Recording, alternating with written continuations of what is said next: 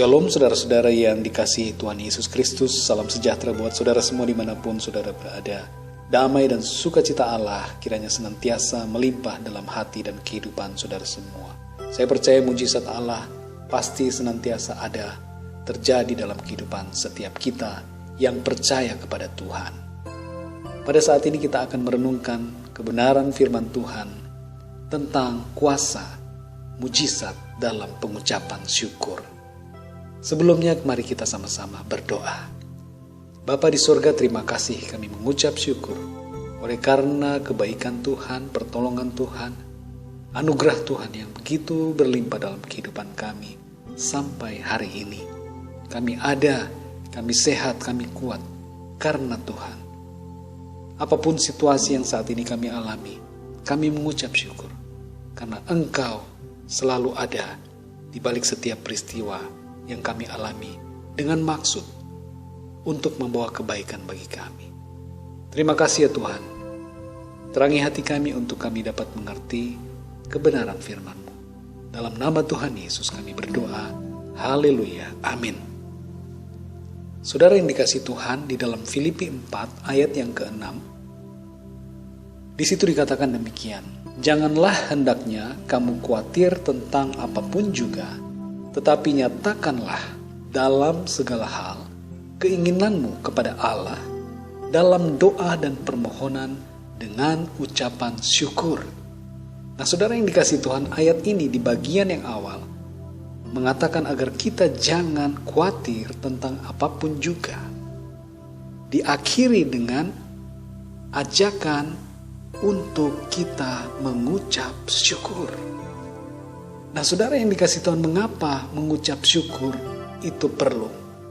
Syukur adalah bagian dari kehidupan orang yang percaya. Sikap hidup orang yang percaya kepada Tuhan adalah mengucap syukur. Kalau kita mengucap syukur ketika keadaan baik, ketika semua baik-baik saja, semua oke, semua terpenuhi, segala sesuatu berjalan dengan lancar, maka itu pengucapan syukur yang biasa, saudara.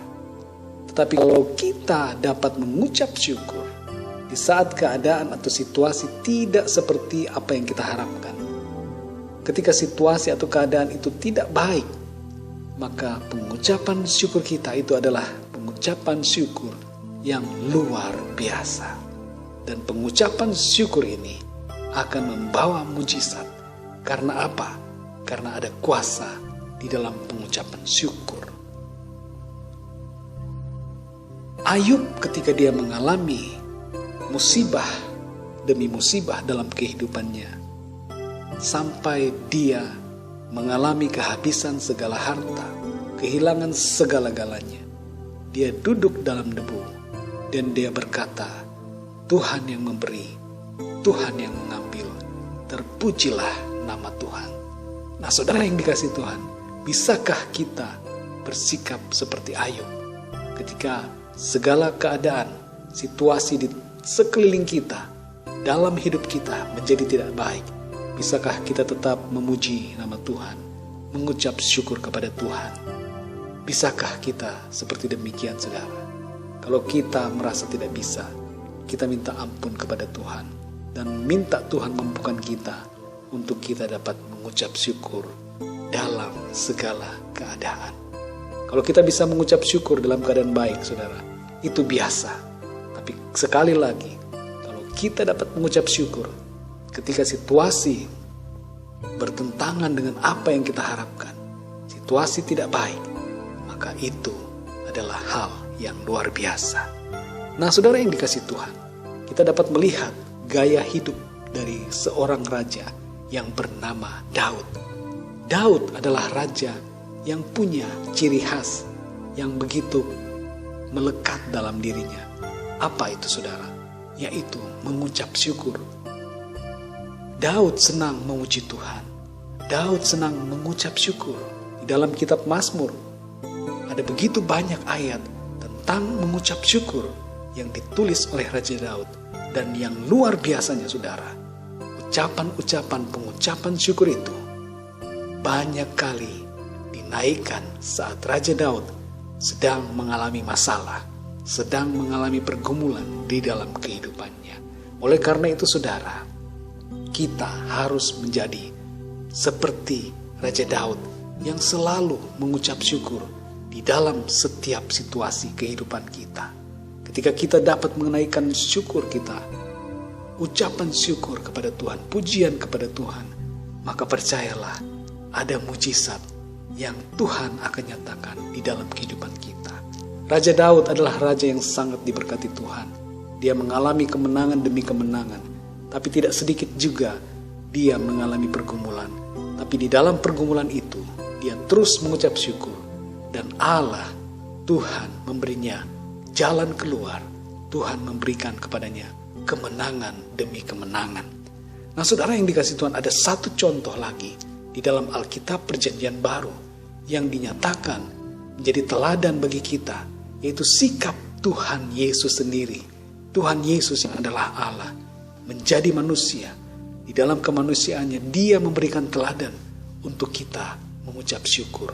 Ketika 5.000 orang lebih datang berkerumun mengikuti Tuhan Yesus dan tidak ada makanan, hanya ada 5 roti dan 2 ikan. Saudara, apa yang dikatakan, apa yang dilakukan oleh Tuhan Yesus? Hal yang pertama dia lakukan adalah dia mengucap syukur atas 5 roti dan 2 ikan itu. Dan apa yang terjadi selanjutnya adalah terjadi mujizat pelipat gandaan.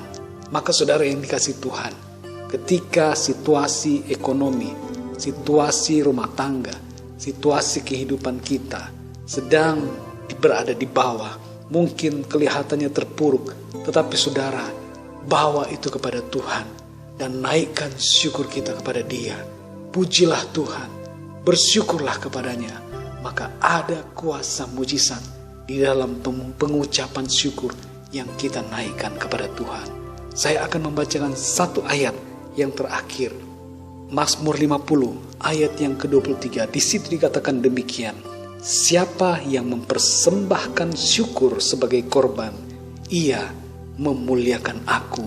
Saudara yang dikasihi Tuhan, kalau saudara bersyukur di tengah-tengah situasi yang menyenangkan, menggembirakan, itu syukur yang biasa. Sekali lagi saya ulangi saudara, itu syukur yang biasa.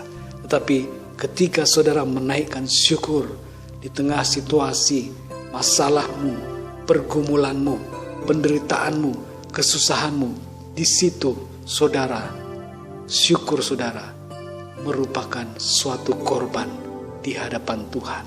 Dan apa yang terjadi saudara?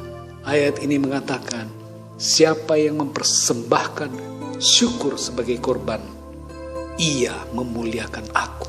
Jadi saudara, apa yang akan terjadi kalau Allah dimuliakan dalam hidup kita? Apa yang terjadi kalau mulut kita mengucapkan pujian kepada Tuhan, namanya dimuliakan dalam hidup kita? Apa yang terjadi saudara?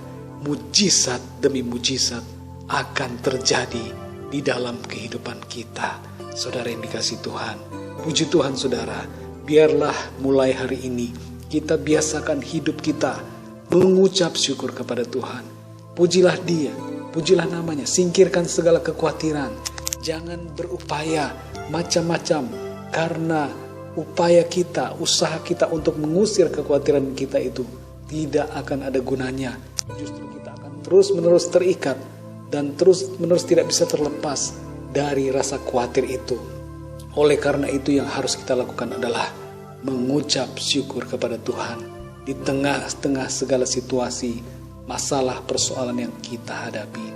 Apapun situasimu saat ini saudara, naikkan syukur kepada Tuhan dan lihatlah ada sukacita, ada mujizat, ada pertolongan Allah yang akan dinyatakan dalam kehidupan saudara.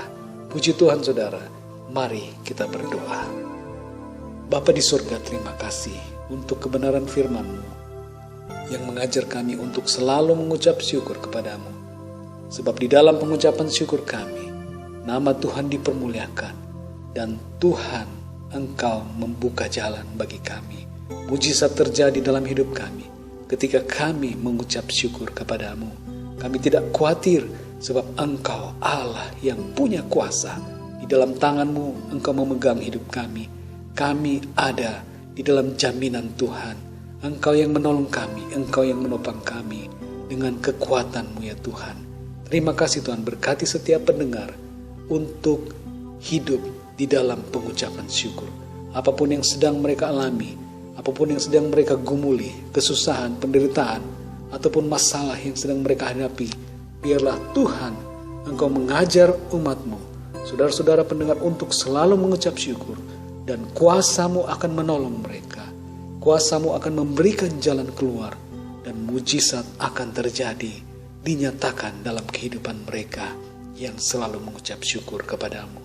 Terima kasih Tuhan, di dalam nama Tuhan Yesus Kristus kami berdoa dan mengucap syukur. Haleluya, amin. Tuhan memberkati saudara, dan sampai jumpa dalam renungan berikutnya. Haleluya. Haleluya.